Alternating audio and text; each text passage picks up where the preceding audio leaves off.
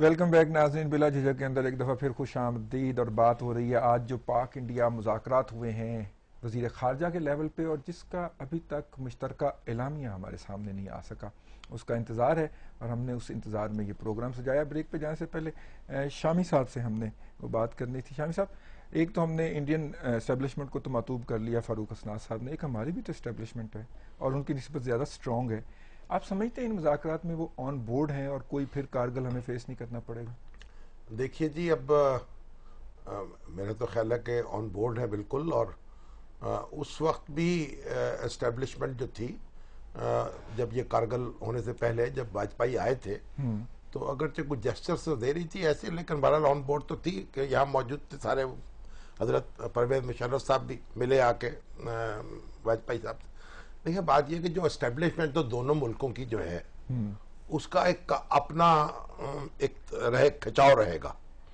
اور کوئی ایسی پوری بات بھی نہیں ہے، دنیا جہان میں اسٹیبلشمنٹ میں ایسا ہی ہوتا ہے۔ دیکھیں، مشرف صاحب ملے تو صحیح، لیکن جس بے دلی سے ملے تھے، یہی میں نے کہا نا کہ بے دلی سے ملے، اور بعد میں انٹرویوز میں انہوں نے اس کو جسٹیفائی بھی کیا، بڑا گلوریفائی کیا، جانتا ہے کہ کس دل سے آئے، کس دل سے آئے۔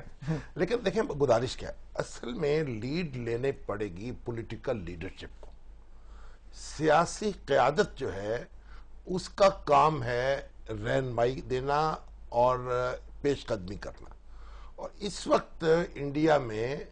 اور پاکستان میں اس طرح کے قائدین مجھے نظر نہیں آ رہے جو کہ آگے کی طرف جمپ لگا سکے۔ واجپئی اور نواز شریف میں یہ صلاحیت تھی کہ وہ، آپ زرداری صاحب کی صلاحیتوں پہ چھٹ کر نہیں، میں حالات کی بات کر رہا ہوں، جو معروضی حالات ہیں ان کی جو گرفت ہے سیاسی، اگرچہ کہ بڑی مضبوط گرفت ہے ان کی۔ درست ہے، اس وقت مجھے ایسا نہیں، منموہن سنگھ جو ہیں نہ ان کی اتنی کمزور طاقتور، سونیا کی تو ہے نا جی، سونیا گاندھی کی تو ہے، تو اس لیے آپ کو بہت زیادہ توقع نہیں لگا سکتے۔ اب یہ دیر جو ہو رہی ہے کیونکہ لفظوں کے چناؤ پر یہ گفتگو ہو رہی ہوگی، بحث و تمیز ہو رہی ہوگی، اور امتحان دونوں ملکوں کا میرا خیال یہ لگ رہا ہے، یہ دونوں لیڈروں کا، کہ آپ کوئی ایسے لفظ تلاش کر لیں جن سے مایوسی کا پیغام نہ جائے اور کچھ معاملہ آگے بھی چلتا ہوا نظر نہ آئے۔ یعنی یہ ایک درمیان کی کیفیت ہے کہ آپ نے مایوس بھی نہیں کرنا اور کوئی بہت زیادہ پر امید بھی نہیں کر دینا۔ تو ایسی ہی ایک صورت نظر آ رہی ہے کہ آپ نے یہ تاثر بھی دینا ہے دنیا کو کہ ہم کچھ نہ کچھ کر رہے ہیں، اور کچھ کر کے بھی نہیں دکھانا۔ شامی صاحب، اس وقت ہم نے دیکھا کہ نواز شریف کے دور کے اندر جب واجپئی صاحب آئے اور وہاں پہ جماعت اسلامی نے مظاہرے بھی کیے، یہ مظاہرے ہمیں کارگل بوائے کے دور کے اندر نظر نہیں آئے، جنرل صاحب کے دور کے اندر۔ اس وقت بھی بھارت سے بڑی ہم نے جا کے ان کی سیٹ پہ سلوٹ مارے ان کو۔ اب اس وقت جو صورتحال ہے، کہ آپ کا خیال ہے کہ وہ ایلیمنٹ جو کہ ہمارے سوسائٹی کا بہت اسٹرانگ انٹیگرل پارٹ ہے،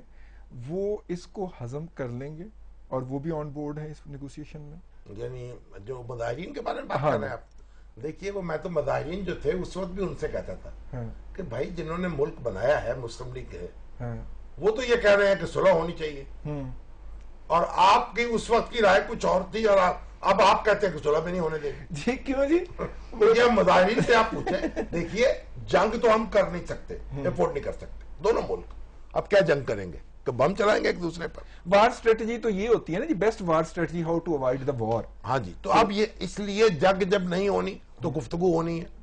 اب گفتگو ہونی ہے تو کوئی نتیجہ بھی نکالنا ہے۔ بالکل ٹھیک ہے۔ تو لمبی ایک سفر تو لمبا ہے، لیکن کچھ نہ کچھ تو کرنا ہی پڑے گا نا آگے کی طرف۔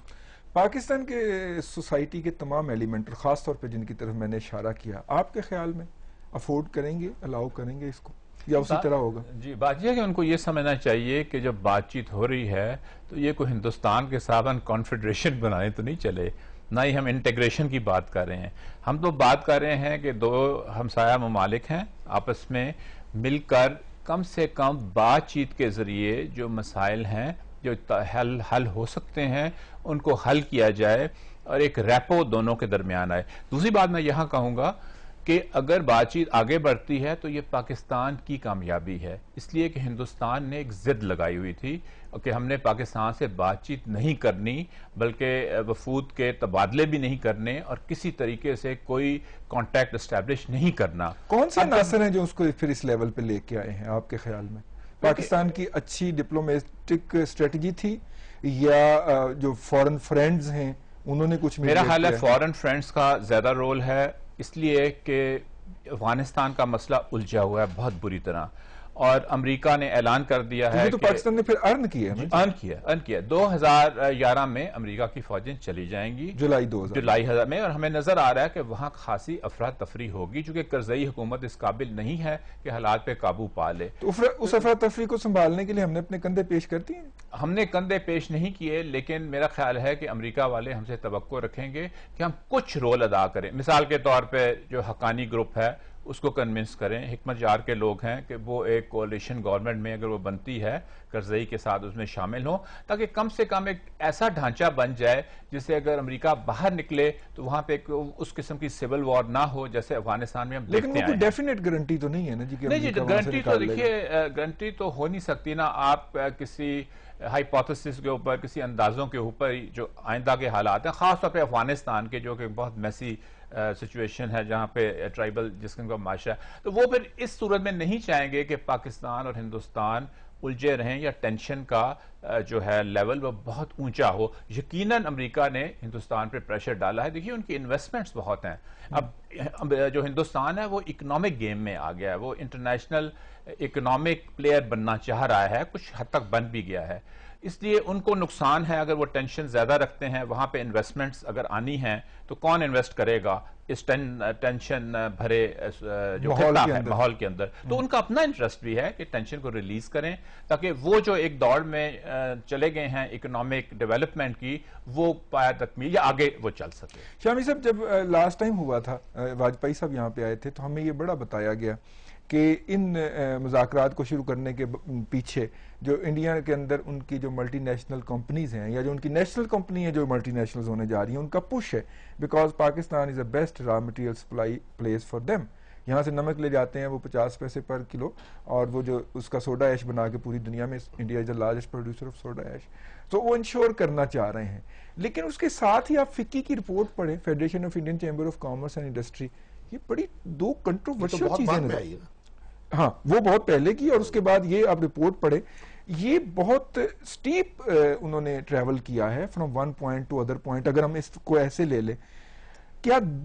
ٹو اسکول آف تھاٹ کو ریپرزینٹ کرتی ہے، یا ہم کہیں کہ ان کا مائنڈ چینج ہو رہا ہے آہستہ آہستہ بزنس کمیونٹی کا خاص طور پہ؟ دیکھیں بات یہ ہے، جب واجپئی صاحب یہاں آئے تھے وہ ایک بہت گولڈن اپرچونٹی تھی مسائل کو حل کرنے کی اور آگے بڑھنے کی۔